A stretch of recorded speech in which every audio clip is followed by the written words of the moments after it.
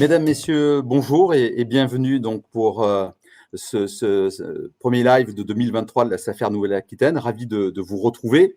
Donc un rendez-vous 100% foncier, 100% pro pour aborder concrètement, avec l'aide d'experts, différentes thématiques en lien avec les questions foncières et les nombreux enjeux qu'elle recouvre. Donc au menu du jour, la mise en application de la loi Sans Passe-Tous, promulguée donc le 23 décembre 2021. La loi dite Sans Passe-Tous donc a pour objectif de garantir la transparence et la régulation du marché sociétaire. Donc elle met en œuvre un nouveau contrôle administratif des transmissions sous forme sociétaire. Et là, le décret numéro 2022-1515 du 2 décembre 2022 précise donc l'application de la loi dès 2023. Donc avec nos deux intervenants, nous reviendrons tout d'abord sur les constats qui ont prévalu et sur les objectifs et les enjeux de cette loi. Puis nous tenterons d'apporter donc un éclairage le plus concret, le plus précis possible, à date, sur ce nouveau dispositif et son calendrier de mise en œuvre. Donc sans plus attendre, j'ai le plaisir d'accueillir nos invités du jour, donc Florence Rabier et Sébastien Pellouard. Florence Rabier, donc bonjour. Bonjour. Vous êtes coordinatrice régionale de la régulation du marché sociétaire à la SAFER Nouvelle-Aquitaine. Ravi de vous accueillir. Sébastien Pellouard, donc bonjour. Vous êtes responsable de l'unité foncier et gestion au service agriculture durable et soutien au territoire à la DTTM de Charente-Maritime. Ravi de vous accueillir également. Alors, durant ce webinaire, vous pouvez bien évidemment réagir via le chat qui est donc situé à la droite de votre écran. Pour démarrer donc ce live, je vous propose tout d'abord de prendre connaissance des propos de Philippe de Guénin, directeur régional de l'agriculture et de l'alimentation et de la forêt donc de Nouvelle-Aquitaine, et de son chef de service, Michael Chariot, propos qui ont été enregistrés lors d'une interview réalisée courant décembre 2022. Donc on écoute cette interview et ensuite je reviendrai vers nos invités du jour. En France, on a une tradition très forte de vouloir impulser et contenir un certain modèle d'exploitation agricole. Donc si on regarde juste la taille en hectares de l'exploitation, mais on ferait le même constat avec le chiffre d'affaires, l'exploitation familiale, c'est pas la même chose dans certaines zones que dans d'autres. Donc on a à la fois une volonté d'encadrer et une appréciation de ce qui est bon comme taille, comme surface, voire comme chiffre d'affaires, qui est variable. Et on s'est aperçu que les personnes qui avaient des projets importants, les gros acheteurs s'estimaient lésés par un système qui encadrait leurs possibilités d'expansion et on cherchait à le détourner. Et on s'est trouvé dans un système qu'on peut qualifier de dopage, antidopage. Nos parlementaires ont estimé que les citoyens attendaient une forme d'exploitation familiale et donc ne voulait pas permettre l'accaparement par des capitalistes de tous les moyens de production qui étaient auparavant répartis sur des petites exploitations familiales. La profession agricole, elle tient à ce que les orientations régionales, plus locales, soient respectées, et le fait qu'il y ait cette opacité entraînait souvent des mécontentements et bon nombre de formes d'injustice parfois, notamment au regard de plus petites structures qui avaient besoin de foncier. En termes de contrôle, alors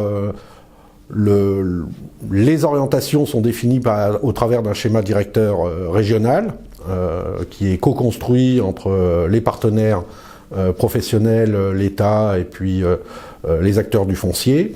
On essaye, au travers de ce schéma directeur, d'orienter, dès que du foncier se libère, vers une filière, vers les jeunes essentiellement.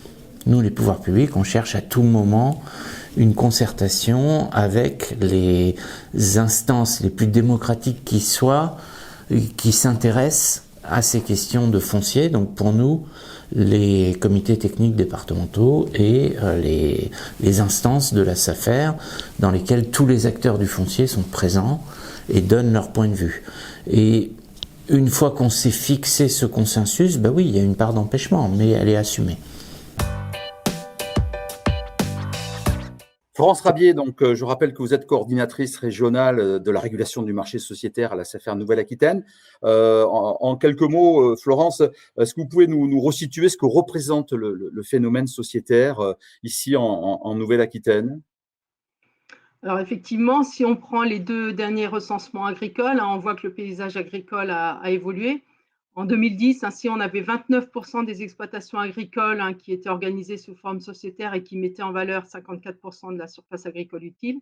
Et 10 ans plus tard, on est passé à 40 des exploitations qui étaient organisées sous forme sociétaire pour une mise en valeur de 65 de la SAU. Et sachant que parmi elles, certaines sociétés sont détenues par un même associé. Donc, le phénomène sociétaire est devenu majoritaire, au moins sur la part de SAU qu'il représente, qu'il porte. Est-ce qu'il en est de même d'ailleurs sur la part des transactions? Parce que bon, il y a le foncier réel et puis après, il y a les transactions annuelles. Qu'est-ce que ça représente au niveau de Nouvelle-Aquitaine, ces transactions, enfin, la part des sociétés dans les transactions foncières? Oui, alors vous savez, depuis 2016, suite à la loi d'avenir agricole, les SAFER sont informés en fait de toutes les cessions de parts de sociétés à objet principal agricole, donc ce qui nous permet d'avoir une connaissance de ce marché. Et ainsi, en 2021, en Nouvelle-Aquitaine, nous avons reçu de l'ordre de 1200 déclarations de cession de parts, totales ou partielles, qui, si on ramène à la proportion des parts cédées, pouvaient représenter l'équivalent de 37 000 hectares détenues ou exploitées par ces sociétés qui ont été transmises. Si on met en parallèle le marché foncier agricole, marché immobilier, c'était plutôt 17 000 DIA, c'est quand même beaucoup plus, pour 85 000 hectares. Donc 37 000, 85 000, vous voyez quand même que ces formes de transmission sociétaire qui entraînent du foncier dans leur sillage ne sont donc quand même pas anodines sur le marché aujourd'hui dans notre territoire. Merci Florence. Sébastien Pellouard, donc je rappelle, vous êtes responsable unité foncier, gestion, services agriculture durable et soutien au territoire à la DDTM de Charente-Maritime. Bon, un phénomène donc qui est conséquent, en tout cas très significatif à l'échelle régionale. J'imagine quand même qu'il peut y avoir ici et là, en fonction des territoires et peut-être des orientations technico-économiques, des disparités départementales en la matière. Fait, donc comme l'a dit Madame Rabier, ce qu'on a pu observer est un accroissement assez impressionnant des structures sociétaires, mais ça cache quand même une hétérogénéité au niveau de l'Aquitaine, puisque pour faire simple, nous avons des départements qui sont allés aux alentours des 50% sociétaires. Je pense à des départements comme la Charente-Maritime, la Gironde, voire les Deux-Sèvres, qui sont plus aux alentours des 25-30%. Là, on peut penser à Dordogne, à la Haute-Vienne, par exemple. Donc, territoire. On peut noter quand même un fort accroissement de ces parts, de cette part d'exploitation sous forme sociétaire pour des exploitations de type soit viticulture, soit grande culture. Voilà. J'ai bien compris le directeur régional, il y a bien avec cette loi sans passe-tout, il y a bien un objectif d'une régulation foncière plus efficace. On peut imaginer donc que tout ça va être complémentaire avec à la fois le contrôle des structures et le droit de préemption des SAFER. Ça vient compléter le dispositif à la fois de transparence et de régulation. Tout à fait, c'est exactement l'objectif de cette loi, comme l'a rappelé Monsieur de Guénin et Monsieur Chariot dans la petite vidéo que vous avez présentée en introduction. L'objectif du contrôle des structures est de favoriser l'installation d'agriculture, y compris l'installation progressive, et de viser la consolidation des exploitations relativement modestes afin qu'elles atteignent ou qu'elles conservent une dimension économique viable. Le tout basé sur le texte qui nous était rappelé, le schéma directeur régional des exploitations agricoles. D'un autre côté, vous avez le droit de préemption de la SAFER qui est encadré. Les décisions de la SAFER trouvent toute leur légitimité par la validation des commissaires du gouvernement à l'agriculture et aux finances, mais les rétrocessions qui sont faites ont large puisqu'elles peuvent intégrer d'autres critères que purement surfaciques, notamment la structuration parcellaire des différents demandeurs, les échanges qu'ils sont prêts à faire pour améliorer à la fois cette structuration parcellaire ou la consolidation des autres concurrents. Mais on s'était rendu compte que, si j'ose dire, il y avait un trou entre ces deux dispositifs qui n'étaient peut-être pas suffisants, d'où l'arrivée de cette loi sans passe-tout et de tout ce dispositif qui va venir combler un petit peu ce manque. Merci Sébastien pour donc toutes ces précisions. Je rappelle à nos internautes qu'ils peuvent poser des questions pendant toute la durée du webinaire à l'aide du chat, donc à la droite de. Florence Rabier, je reviens vers vous. Il va falloir commencer par avoir une connaissance donc des opérations, de ce qui se passe sur ces transactions de société. Quels sont les changements donc que vont apporter cette loi en la matière, et j'imagine avec l'objectif d'abord de plus de transparence? Oui, tout à fait, puisque la loi en fait élargit le champ de notification des opérations sociétaires. Parce qu'avant, on recevait les cessions de parts de sociétés à objet principal agricole, que ce soit total ou partiel. Et maintenant, depuis le 1er janvier 2023, en fait, on va recevoir toutes les opérations sociétaires, alors les cessions de parts de titres de société, qu'elles soient totales ou partielles, et des sociétés, en fait, la définition est un petit peu différente, parce que là, c'est les sociétés qui détiennent en propriété ou en jouissance des biens immobiliers à usage ou à vocation agricole. Et ça peut être également toutes les sociétés qui détiennent des parts dans ce type de société. Donc, vous voyez, je vais revenir un petit peu sur certaines définitions parce que le texte est un peu long, mais la notion de vocation agricole, on parle de biens à vocation agricole, ça fait référence au zonage dans le document d'urbanisme. Donc, que ce soit en zone agricole, en zone naturelle, en zone agricole protégée ou en PAEN. Donc, ça, c'est la définition de la vocation. Et puis, vous voyez, les sociétés concernées, c'est vraiment une définition très large parce que ça concerne à la fois les sociétés civiles ou les sociétés commerciales, quelle que soit leur activité ou leur objet, dans la mesure où elles sont propriétaires de biens immobiliers à usage ou à vocation agricole, ou qu'elles mettent en valeur des surfaces, quel que soit leur titre, en fait, que ce soit un bail au nom de la société, que ce soit une mise à disposition par l'un des associés, donc à sa société, ou toute autre convention. Et donc, on intègre également les holdings qui ont des participations dans ce type de société. Donc on aura à la fois des déclarations qui concernent des SCEA, ERL, GAEC, GFA, Société Anonyme, SCI, à partir du moment où elles disposent de biens immobiliers à usage à vocation agricole. Merci Florence. Dernière chose, Pardon. la définition un peu large, c'est pour ça. Les déclarations portent également en fait sur les opérations de modification de capital social ou des droits de vote dans ces sociétés si on a un transfert du contrôle de ces sociétés. Donc c'est vraiment un champ qui est beaucoup plus élargi que ce qu'on pouvait avoir jusqu'à maintenant.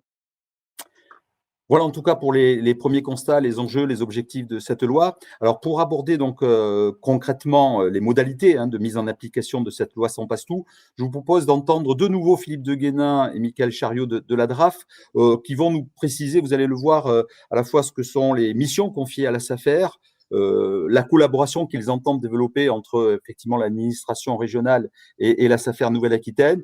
On parlera aussi du seuil de déclenchement, bien évidemment, et des délais de mise en œuvre de ce dispositif.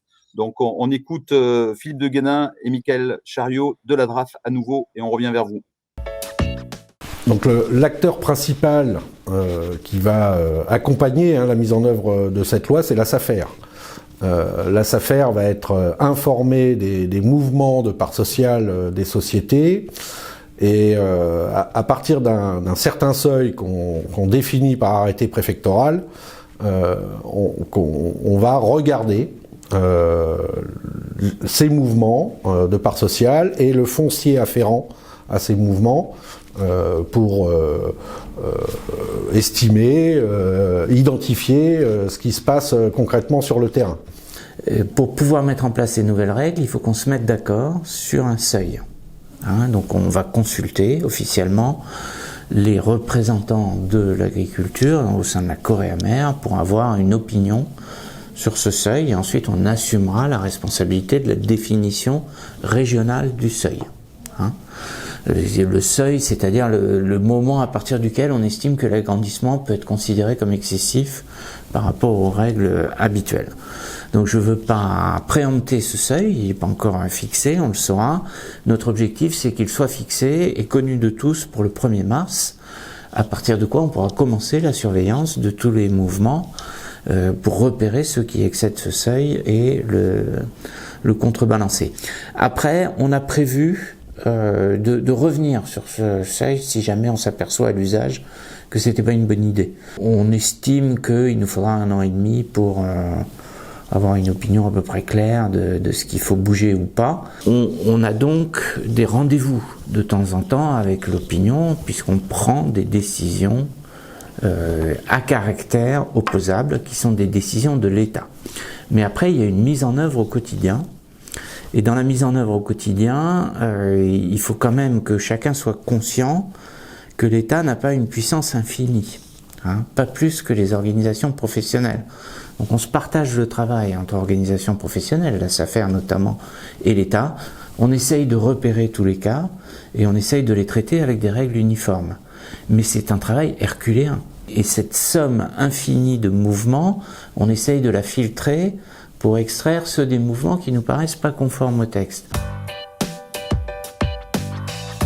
Je revenais vers vous, Florence, donc pour que vous puissiez peut-être nous préciser qui précisément va être concerné, qui ne sera pas concerné par ce contrôle administratif. Alors, je crois qu'on a une diapo qui devrait, si tout va bien, apparaître à l'écran. Florence, si vous voulez bien, peut-être. Oui, alors je voulais peut-être rassurer, hein, c'est vrai que l'ensemble des déclarations sociétaires qui seront notifiées aux SAFER ne seront pas concernées par le contrôle administratif. Hein. Seules certaines seront soumises à l'obtention préalable d'une autorisation administrative qui sera en fait délivrée par le préfet du département, hein, après instruction par la SAFER. Et je voulais préciser, hein, le préfet compétent, c'est celui où se situe le siège social de la société qui fait l'objet de l'opération. Déjà, premier point. Alors, pour être soumis à ce contrôle administratif, en fait, il faut remplir 2 critères, hein, qui sont vraiment cumulatifs. Le premier critère, effectivement, c'est si celui qui reprend les parts de la société prend le contrôle de la société. Alors, cette notion de contrôle est ramenée en fait vers la définition du Code du commerce, hein, qui regarde les droits de vote détenus dans la société. Et donc, pour faire simple, on va dire qu'on prend le contrôle à partir du moment où le bénéficiaire va détenir plus de 40% des droits de vote dans la société et qu'aucun autre associé de la société n'en détiendra au moins autant que lui. Donc là, à partir de ce moment-là, on considérera qu'il prendra le contrôle de la société. Si ça vient renforcer un contrôle qui est déjà existant, ça sera également un critère qui sera éligible pour être éventuellement soumis au contrôle administratif. Dernière chose sur le contrôle, hein, on le regardera de façon, ce contrôle peut s'acquérir de façon directe. Hein, Monsieur Jean reprend 70% des parts d'une société, ou ça peut être également de façon indirecte. Hein, si c'est Monsieur Jean qui détient une holding qui elle-même reprend des parts dans une société, ça peut être également une prise de contrôle. Voilà. Alors si on a effectivement une prise de contrôle, là on regardera une deuxième condition qui sera en fait les surfaces maîtrisées d'une façon ou d'une autre par le bénéficiaire, et on calculera ce qu'on appelle un périmètre foncier du bénéficiaire qu'on viendra comparer au seuil d'agrandissement significatif, hein, qui a été évoqué tout à l'heure par Monsieur de Guénin, sachant que ce seuil d'agrandissement significatif sera défini région par région, donc il peut être différent d'une région à une autre.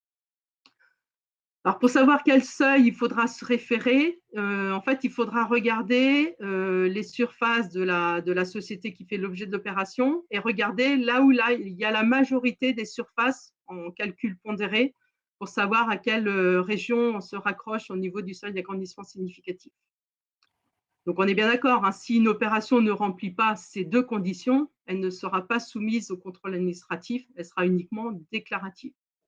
Donc, 2 critères cumulatifs, en fait. Hein. Tout à fait, exactement. Alors, dernières informations, peut-être de points particuliers, mais c'est vrai que ça peut être des questions qu'on aura régulièrement. Si on se retrouve dans une situation avec une égalité des droits de vote, ben, on considérera qu'il n'y a pas de prise de contrôle avérée, hein, puisqu'il n'y en a pas un qui prend le contrôle par rapport à un autre, sauf dans les cas particuliers d'action de concert c'est-à-dire il y a un accord entre plusieurs associés qui vont agir systématiquement dans le même sens. Là, s'il y a action de concert, on pourra avoir des situations de contrôle, de prise de contrôle d'une société. Par exemple, les époux, hein, si monsieur reprend 30% des parts et madame en reprend 30, à eux deux, ils font 60, là, il y aura une présomption forte de prise de contrôle d'une structure. Dernier point, puisque c'est des questions qu'on a déjà régulièrement, par rapport au GAEC. Un GAEC, c'est un statut un petit peu particulier puisqu'on a la règle un homme, une voix, même si les associés ne détiennent pas le même nombre de parts dans la structure. Et donc, il faut avoir à l'esprit que si le GAEC est amené à être transformé pour basculer, par exemple, en EARL, là, ça peut avoir des répercussions sur la répartition des droits de vote et donc ça peut être une opération qui pourrait être soumise à autorisation administrative. Florence, vous évoquiez donc la notion de périmètre foncier du bénéficiaire. Précisément, comment vous allez appréhender ce périmètre foncier? Alors, c'est vrai que c'est une définition un petit peu complexe. Alors oui, il y a normalement un visuel qui… Oui, on l'a à l'écran, oui. Ah, c'est parce que moi, je ne le vois pas, c'est pour ça. En fait, le périmètre foncier, ça renvoie à l'objectif de la loi, qui est de lutter contre la concentration excessive des terres et leur accaparement. Et donc là, en fait, c'est un calcul qui va permettre de prendre en compte à la fois l'ensemble des surfaces déjà exploitées à titre individuel par la personne qui reprend la société, auquel on va ajouter les surfaces des sociétés dont il a déjà le contrôle, sachant qu'on prendra l'ensemble de la surface de la société, et même s'il ne détient que 70% de la société, on prendra quand même l'ensemble des surfaces de cette société. On y ajoutera également les surfaces qu'il a en propriété, mais qui n'ont pas déjà été comptabilisées dans les surfaces exploitées, pour ne pas avoir de doublons. Et donc, ces surfaces en propriété, elles seront prises en compte indépendamment de la nature de la propriété, qu'il soit propriétaire en propre, en indivision, en démembrement de propriété, ou dans le cas, par exemple, d'un GFA, s'il a le contrôle de ce GFA, on prendra également la surface de ce GFA dans ce calcul. On y ajoutera également les surfaces qu'il est en train de reprendre dans le cadre de l'opération envisagée. Donc, dans l'exemple que vous voyez à l'écran, là, je vous ai mis un exemple, c'est une opération où M. Jean reprend une holding. On va aller chercher les surfaces des sociétés que détient cette holding. Donc, vous voyez, ça fait un calcul un peu compliqué qui peut vite se chiffrer. Dernier élément à prendre en considération dans ce calcul, c'est qu'on va raisonner également en surface pondérée pour pouvoir prendre en compte la diversité des productions. Et on va prendre des coefficients de pondération qui sont définis dans le schéma directeur régional des exploitations agricoles du territoire concerné, que ce soit des productions végétales, mais également des productions animales. Donc, c'est un calcul qu'il faudra faire. Donc, ça sera au déclarant de faire ce calcul-là dans sa déclaration. Et c'est ce périmètre foncier qu'on va venir comparer au seuil d'agrandissement significatif. Est-ce que par ailleurs, il y aura quand même des situations qui feront exception à ce contrôle? Oui, bien sûr, on aura des situations où même si on remplit les deux conditions, elles ne sont pas soumises à contrôle. La loi a prévu plusieurs types. Alors, il y a d'abord les opérations familiales jusqu'au 4e degré inclus, qui sont exemptées, mais avec néanmoins une condition à remplir pour le bénéficiaire. Il devra s'engager à conserver les titres qu'il acquiert dans le cadre de cette opération pendant au moins 9 ans et à participer aux travaux de l'exploitation. Et par exemple, s'il s'agit d'une cession de part de GF1, donc là, il s'engagera à mettre à bail au profit d'un locataire qui lui-même s'engagera à participer aux travaux pendant au moins 9 ans. Ça, c'est une première condition exemptée. Dans une autre condition, c'est les opérations qui se réalisent entre co-associés ou co-actionnaires. Là également, il y aura des conditions à remplir puisqu'il faudra que les deux parties détiennent leur titre depuis au moins 9 ans et que le repreneur participe aux travaux, effectivement, avec néanmoins une dérogation possible sur la durée de détention pour le bénéficiaire si, par exemple, le cédant souffre d'une invalidité totale et définitive qui l'oblige en fait à céder ses parts. Et dernière typologie d'opérations qui seraient exemptées de ce contrôle, donc toutes les donations de parts, et ainsi que les opérations réalisées par la SAFER dans le cadre de ces missions. Voilà. Donc, ça fait 4 typologies d'opérations qui peuvent être exemptées. Donc, vous parliez tout à l'heure, Florence, de déclaration. Donc, comment ça va se passer? Où est-ce que les gens qui sont concernés devront se déclarer? Comment ils vont pouvoir se déclarer concrètement? Alors, c'est un canal unique qui vient d'être ouvert il y a quelques jours via un portail en fait, de télédéclaration nationale. Et ils pourront trouver le lien sur l'ensemble des sites internet des différentes SAFER. Indépendamment de la SAFER, ça les envoie vers un même site de portail national. Donc, il Et pour faudra déclarer l'ensemble de ces opérations sur ce site d'accord. Qui est dématérialisé. qui est d'ores et déjà, opérationnel? Tout à fait. Il est ouvert, il s'est ouvert avec quelques jours de retard par rapport à l'échéance du 1er janvier, mais il est aujourd'hui opérationnel et on Aujourd'hui commence à opérationnel. recevoir les premières déclarations, effectivement. Et histoire de ne pas multiplier les déclarations et ce temps administratif, on peut imaginer qu'il y aura une seule et même déclaration pour purger le droit de préemption de la SAFER d'un côté, la DIA sans passe-tout de l'autre, ou il va falloir faire plusieurs déclarations? Non, non, non, une seule opération sera nécessaire puisqu'en fait, le portail va vraiment recenser toutes ces opérations sociétaires. Alors, si elle est soumise au droit de préemption de la SAFER, il y aura l'instruction par rapport à ce droit de préemption et en parallèle, il y aura l'instruction par rapport au contrôle administratif si elle est soumise à ce contrôle également. Merci, merci Florence Rabier. Donc, Sébastien Pellouard, je rappelle que vous êtes responsable unité foncier et gestion service agriculture durable et soutien au territoire à la DDTM de Charente-Maritime. Tout à l'heure, votre directeur régional évoqué donc la question du seuil de déclenchement, la fixation de ce seuil, le travail est en cours. À votre avis, c'est un travail qui doit être un travail de co-construction, à l'instar, par exemple, de l'élaboration du schéma de directeur régional des structures? C'est exactement cela. Le schéma régional directeur des structures a été co-construit avec les acteurs du foncier en Nouvelle-Aquitaine et c'est exactement la même philosophie qui a prévalu pour la fixation de ce seuil d'agrandissement significatif. Il y a eu diverses réunions justement avec ces acteurs du foncier en Nouvelle-Aquitaine et les têtes de réseau des organisations professionnelles agricoles au niveau régional, où voilà, après de multiples échanges, un début de consensus a été trouvé par ces différents acteurs. Ce qui fait qu'aujourd'hui, il y a un seuil qui a été proposé à la Chambre régionale d'agriculture pour consultation officielle. Cette consultation officielle va prendre fin janvier, justement. Et en toute logique, normalement, pour la première quinzaine de février, l'arrêté préfectoral signé et publié au recueil des actes administratifs de Nouvelle-Aquitaine pour une entrée en vigueur effective au 1er mars, comme pour toutes les régions de France. Philippe de Guénin, donc le DRAF, a encore une fois évoqué le caractère extrêmement important de ce chantier de mise en application de la loi sans passe-tout et du nombre de déclarations qu'il pouvait y avoir derrière. Quel est votre regard objectif sur la performance collective, on va dire, entre SAFER d'une part, administration de l'autre, en matière de contrôle? Est-ce que la connectivité entre SAFER et administration, est-ce qu'elle vous paraît satisfaisante, appropriée pour gérer au mieux donc la mise en œuvre de ce dispositif et la gestion au quotidien? Tout à fait. On a l'habitude de travailler ensemble entre les différentes DDT et SAFER départementales. Nous en avons fait la preuve au cours de ces dernières années. Et donc, il n'y a pas vraiment d'inquiétude sur cette connectivité entre ces deux structures. Et voilà, on arrive à se rendre service mutuellement dans un même objectif qui est la préservation de ce foncier et sa meilleure gestion et Et régulation. s'agissant de calibrer les moyens humains qui sont nécessaires, humains et techniques, à ce contrôle administratif, est-ce que vous avez déjà une idée et déjà apprécié peut-être la volumétrie des dossiers qu'il va falloir traiter assez rapidement là? Alors, pour être honnête, nous sommes, je pense, tous collectivement dans une certaine forme de flou.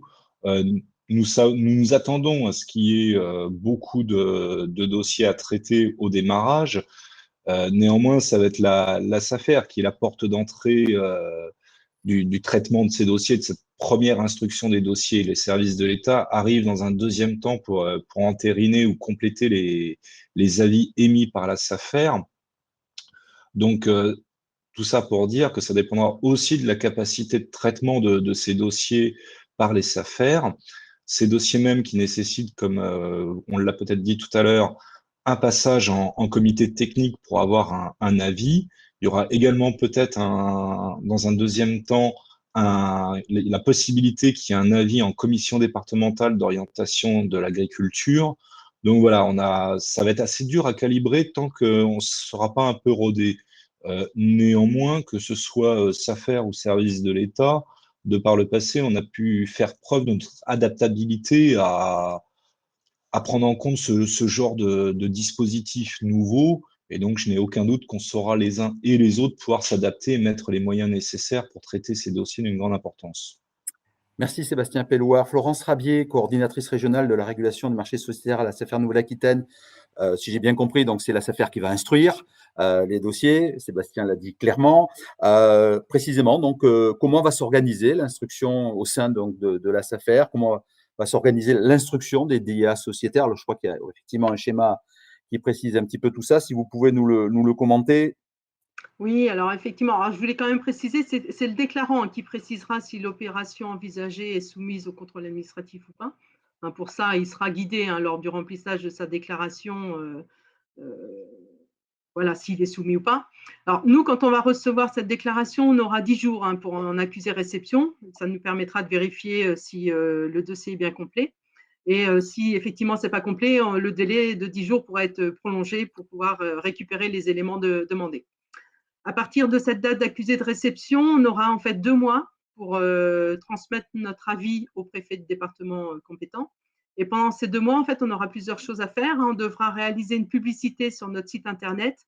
Et cette publicité, en fait, c'est un porté à connaissance avec un certain nombre d'informations, puisqu'on aura le nom de la société qui fait l'objet de l'opération, la surface maîtrisée par cette société directement ou indirectement, la commune de son siège social, et également des informations sur le bénéficiaire avec le nom du bénéficiaire et la surface de son périmètre foncier.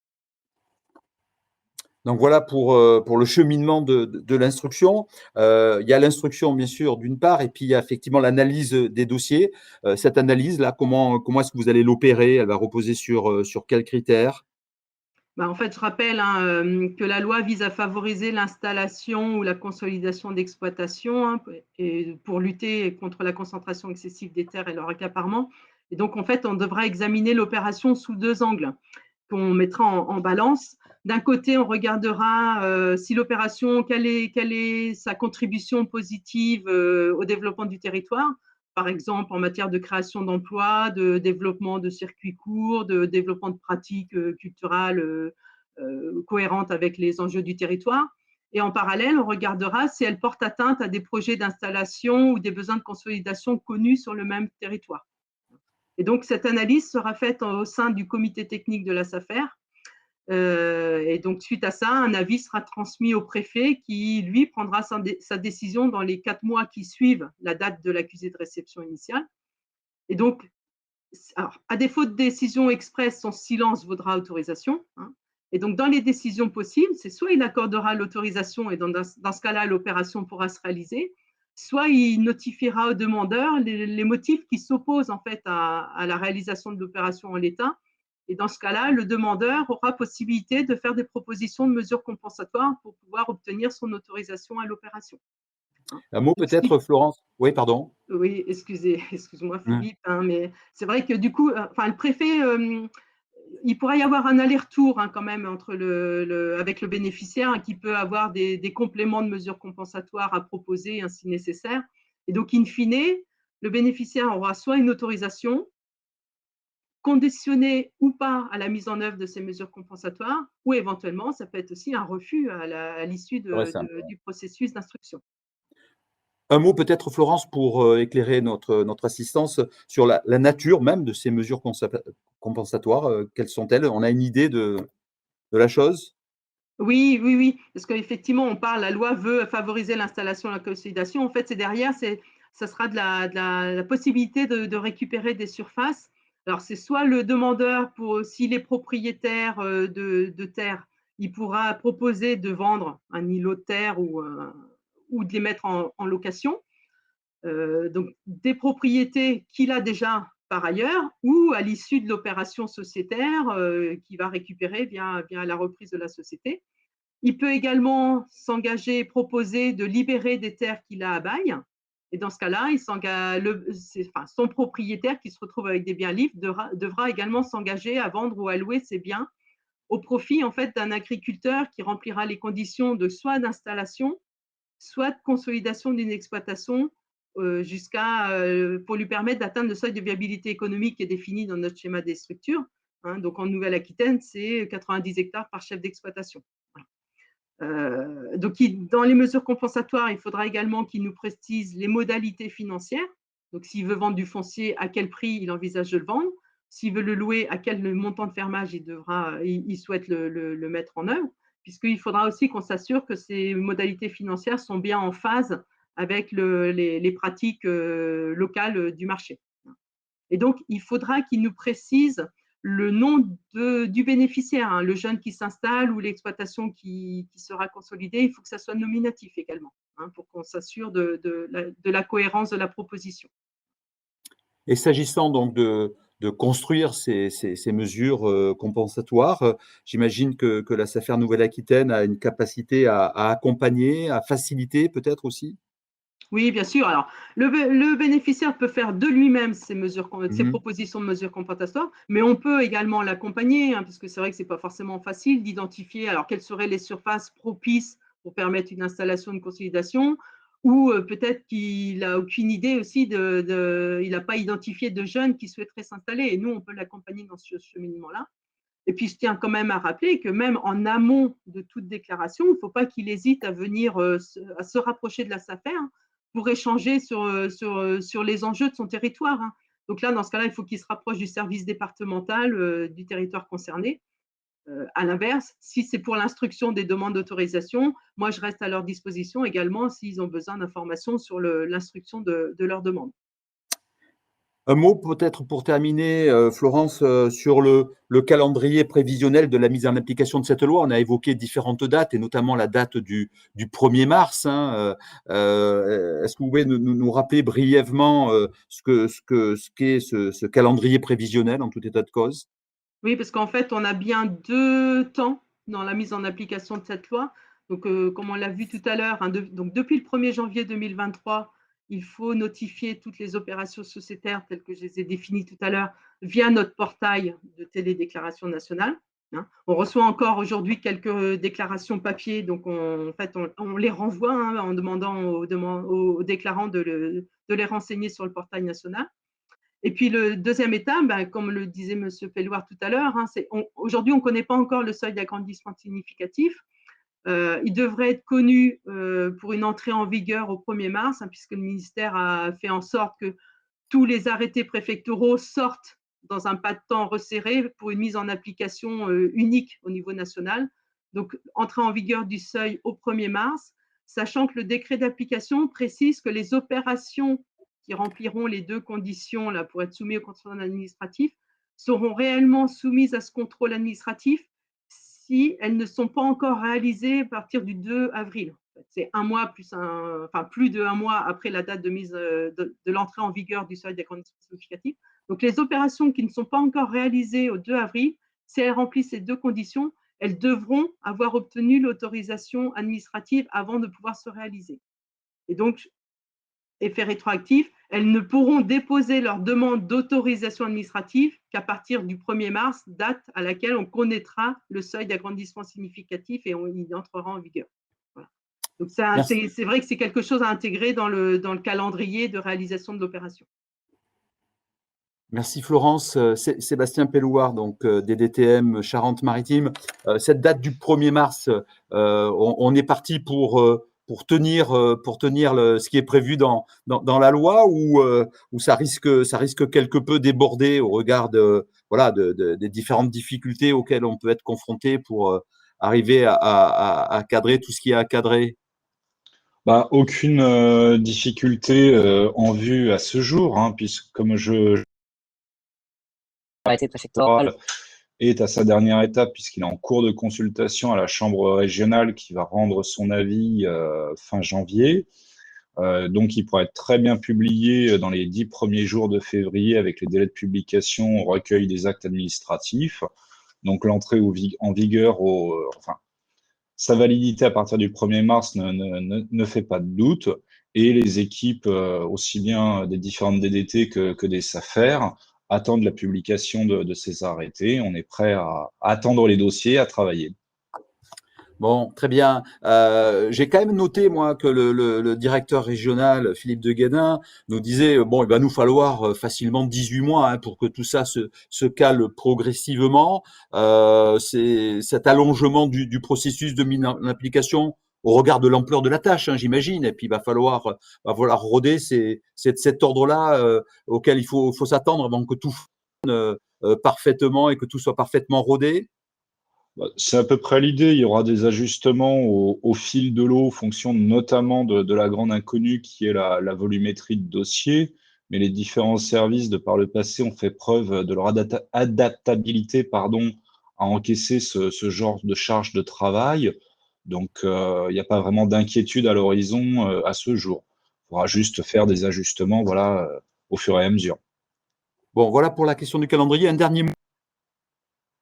Un certain nombre de questions. En termes de suivi et de sanctions en cas de non-respect des cahiers des charges, par exemple, des propositions qui sont faites mais qui ne sont pas mises en application en matière de compensation. Comment tout ça va s'opérer? Alors là, également, le législateur a prévu le volet de sanctions, car si l'on constate que des engagements sont non tenus, dans un premier temps, le préfet mettra en demeure le pétitionnaire pour régulariser la situation. Si l'on constate que l'irrégularité persiste, dans ce cas-là, ce sera l'amende administrative qui globalement va de 305 € à 915 € de l'hectare, avec possibilité, enfin, le fait que l'opération soit reconnue nulle, donc ce qui équivaudra à un retrait de l'autorisation. Et enfin, s'il y a un cahier des charges qui est bien édicté et qui n'est pas suivi, là, on peut passer à une amende administrative qui est possible à hauteur de 1 500 € et jusqu'à 2% du montant de la mesure compensatoire. Donc, le volet, entre guillemets, répressif est prévu par le législateur. Merci Sébastien. Donc on est presque parvenu au terme donc de ce webinaire. On a pris quelques minutes de retard suite à un incident technique et je vous prie de bien vouloir nous en excuser. Pas mal de questions évidemment. Bon, sur les questions de date, je pense qu'on vient d'y revenir, donc on va passer ces questions-là. Il y a une question qui nous dit: cette information relative à tous les mouvements sociétaires doit être appliquée à partir donc du 1er janvier ou à partir du 1er avril, lorsque le seuil de déclencheur sera défini, mais je crois qu'on y a répondu. Quiz de la prise de part sociale pour une société qui aurait son siège à l'étranger. Alors, effectivement, je disais tout à l'heure, on regardera pour savoir quelle SAFER sera compétente et quel préfet sera compétent. On regarde le lieu du siège social de la société concernée. Alors, si son siège est à l'étranger, on regardera s'il y a un siège d'exploitation en France. Et s'il n'y a pas de siège d'exploitation en France, dans ce cas-là, c'est les surfaces que l'on regardera. Et dans ce cas-là, on prendra la région, enfin le département où se situe la majorité des surfaces en surface pondérée. Merci Florence. Une question pour vous, Florence, j'imagine. Qu'en est-il de la prise de contrôle dans les GAEC? Je sais qu'on l'a évoqué tout à l'heure. Dès lors que chacun détient une voix, principe, un homme égale une voix. C'est ce que je disais tout à l'heure, en fait, dans les GAEC. Si vous avez, par exemple, un GAEC qui a 2 associés, l'un s'en va et donc ses parts sont reprises par une autre personne, là, on reste à égalité des droits de vote, donc il n'y a pas de prise de contrôle.